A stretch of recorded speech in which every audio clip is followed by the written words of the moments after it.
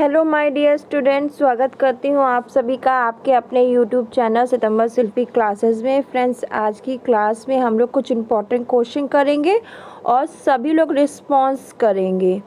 सभी लोग आंसर देने की कोशिश करेंगे क्योंकि पेपर में यहाँ से क्वेश्चन बहुत सारे आते हैं, तो मैं सारे क्वेश्चन करा रही हूँ। सारी सीरीज़ आप देखोगे तो आपके बहुत सारे क्वेश्चन तैयार हो जाएंगे। साथ ही मैंने यूपी टीजीटी एग्ज़ाम 2021 करके एक प्लेलिस्ट बना दी है, उसमें भी सारी क्लासेस डाल दे रही हूँ। प्लस मैं एक और चीज़ भी कर रही हूँ आपके लिए। फेसबुक पे मैंने ग्रुप बनाया है सितंबर शिल्पी करके। फेसबुक पेज पे मैंने अपना एक पेज बनाया है, तो वहाँ जाके भी आप मुझे फॉलो कर सकते हो। सितंबर शिल्पी सर्च करना और मुझे फॉलो करके आप उससे जुड़ सकते हो। प्लस आप मुझसे टेलीग्राम, इंस्टाग्राम, इन सब पे भी आप मुझे फॉलो कर सकते हो, वहाँ पे भी जुड़ सकते हो। तो चलिए फ्रेंड, क्वेश्चन आंसर की सीरीज़ कंप्लीट करते हैं। पहला क्वेश्चन है, अमोनिया यूरिया में परिवर्तित हो जाता है। जो अमोनिया है वो यूरिया में परिवर्तित हो जाता है। ऑप्शन 1 है आंत्र में, ऑप्शन 2 है यकृत में, ऑप्शन 3 है वृक्क में यानी किडनी में, ऑप्शन डी है अमाशय में। तो राइट आंसर जल्दी से दे, कमेंट बॉक्स में बताएं आप लोग जल्दी से। अमोनिया यूरिया में परिवर्तित हो जाता है। अमोनिया यूरिया में परिवर्तित हो जाता है आंत में, यकृत में, वृक्क में कि अमाशय में। जल्दी से राइट आंसर बताएं। तो देखिए, अमोनिया यूरिया में परिवर्तित हो जाता है यकृत में। किस में? यकृत में। ये इम्पोर्टेंट क्वेश्चन है और ये क्वेश्चन 2-3 बार पूछा भी गया है, तो इसके साथ ही ये क्वेश्चन बहुत इम्पोर्टेंट हो जाता है। किसका विसर्जन, आपका किसका विसर्जन मुख्यतः श्वसन क्रिया के अंतर्गत गैसीय विनिमय में हो जाता है? किसका विसर्जन, आप बताइए, किसका विसर्जन मुख्यतः श्वसन क्रिया के अंतर्गत गैसीय विनिमय में हो जाता है? Option 1 CO2, option B O2, option C है NO2, ऑप्शन डी है NOS। तो किसका विसर्जन मुख्यतः श्वसन क्रिया के अंतर्गत गैसीय विनिमय में हो जाता है? तो जल्दी से राइट आंसर दे।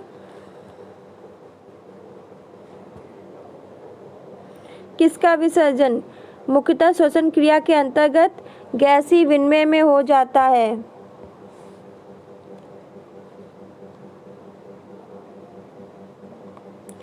तो आपका CO2 का विसर्जन मुख्यतः श्वसन क्रिया के अंतर्गत गैसीय विनिमय में हो जाता है।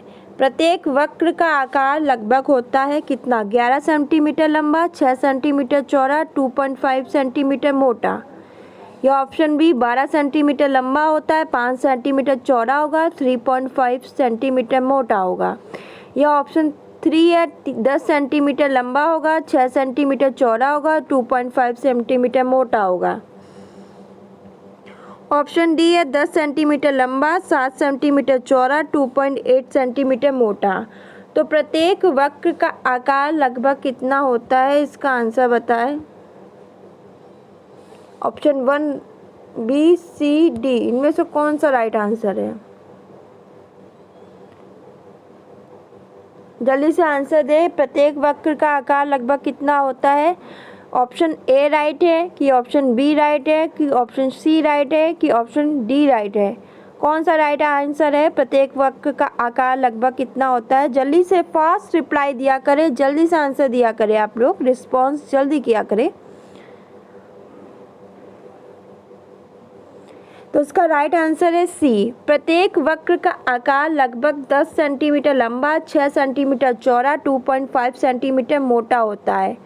मूत्र नलिका की लंबाई कितनी होती है? 30 से 36 सेंटीमीटर, 28 से 32 सेंटीमीटर, 30 से 38 सेंटीमीटर, 30 से 35 सेंटीमीटर। मूत्र नलिका की लंबाई कितनी होती है? जल्दी से right answer they.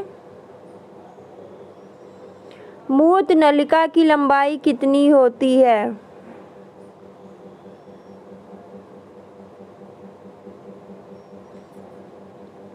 Option A right है, यानी 30 से 36 सेंटीमीटर। ऑप्शन बी है 28 से 32 सेंटीमीटर। ऑप्शन सी है 30 से 38 सेंटीमीटर।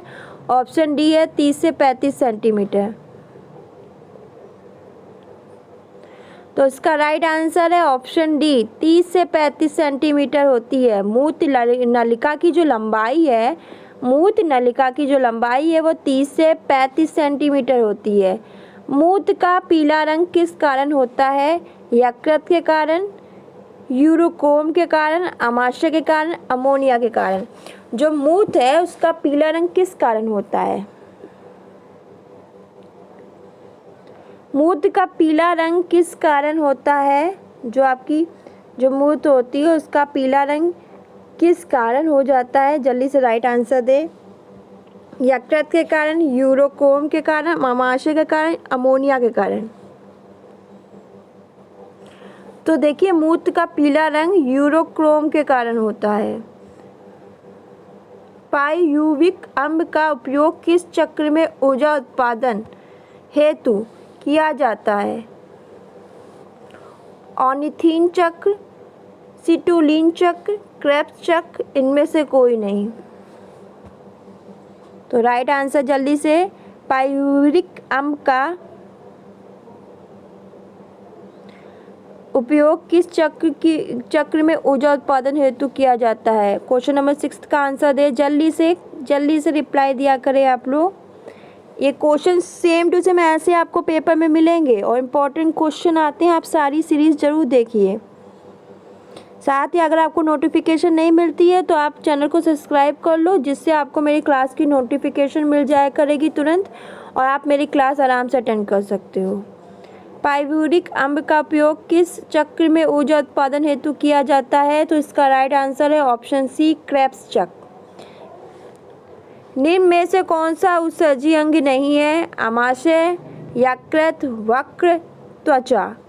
आपका निम्न में से कौन सा उत्सर्जी अंग नहीं है? राइट आंसर जल्दी से रिप्लाई करें। आमाशय नहीं है, यकृत नहीं है, वक्र नहीं है, त्वचा नहीं है। तो आपका आमाशय उत्सर्जी अंग नहीं है।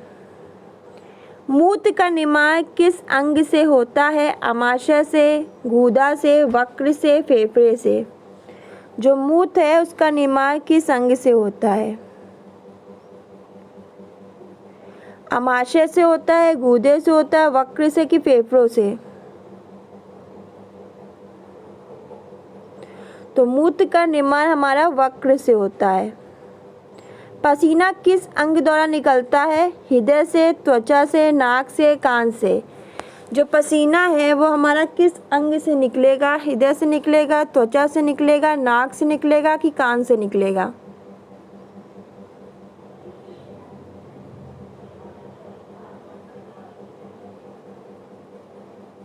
तो पसीना हमारा त्वचा से निकलता है, ये तो सबको पता है। इसका राइट आंसर त्वचा। कोशिका गुच्छ कहाँ पाया जाता है? भूमेन, संपुट में, आमाशय में, हृदय में, यकृत में। कोशिका गुच्छ आपका कहाँ पाया जाता है? भूमेन संपुट में पाया जाता है, आमाशय में पाया जाता है, हृदय में पाया जाता है कि यकृत में पाया जाता है? जल्दी से राइट आंसर दे। कोशिका गुच्छ कहाँ पाया जाता है? भूमेन संपुट में, आमाशय में, हृदय में, यकृत में।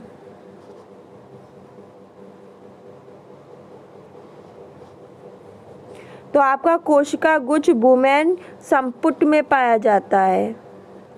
मूत्र में नहीं होता है, यूरिक अम्ल नहीं होता, लवण नहीं होता, यूरिया नहीं होता, रुधिरकण नहीं होता। मूत्र में क्या नहीं होता है? जल्दी से राइट आंसर दे। मूत्र में आपकी यूरिक अम्ल नहीं होता है कि लवण नहीं होता, यूरिया नहीं होता कि रुधिरकण नहीं होते? इसका क्या राइट आंसर है? जल्दी से कमेंट करके आंसर दे। आपकी प्रैक्टिस भी हो रही है और क्वेश्चन ऐसे ही बन के आएंगे। अगर आप क्वेश्चन करोगे तभी आपको समझ में आएगा।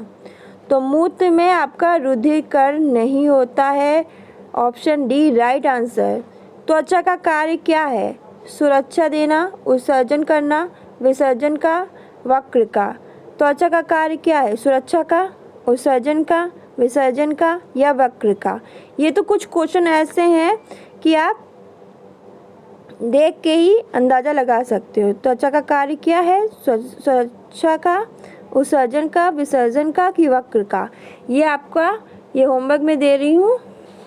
इसका आंसर आप सभी लोग मुझे कमेंट करके बताएंगे त्वचा का कार्य क्या है। बहुत सिंपल सा क्वेश्चन है, तो इसका आंसर आप लोग नीचे कमेंट करके बताइए कि सुरक्षा का कार्य, सुरक्षा का, उत्सर्जन का, विसर्जन का, वक्र का क्या कार्य है त्वचा का? इसका आंसर आप सभी लोग मुझे बताएंगे।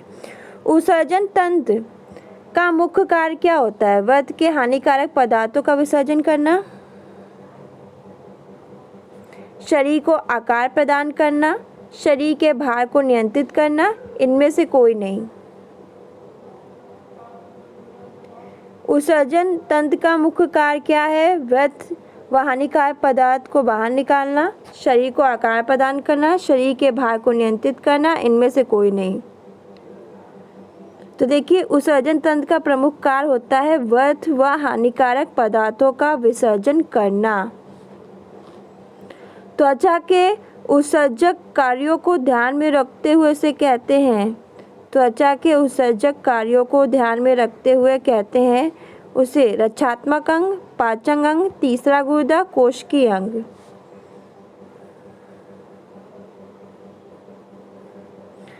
त्वचा के उत्सर्जन कार्यों को ध्यान में रखकर उसे कहते हैं, क्या कहते हैं? रक्षात्मक अंग कहते हैं, पाचन अंग कहते हैं, तीसरा गुर्दा कहते हैं या कोशिकीय अंग कहते हैं। क्या कहते हैं? राइट आंसर जल्दी से बताएं।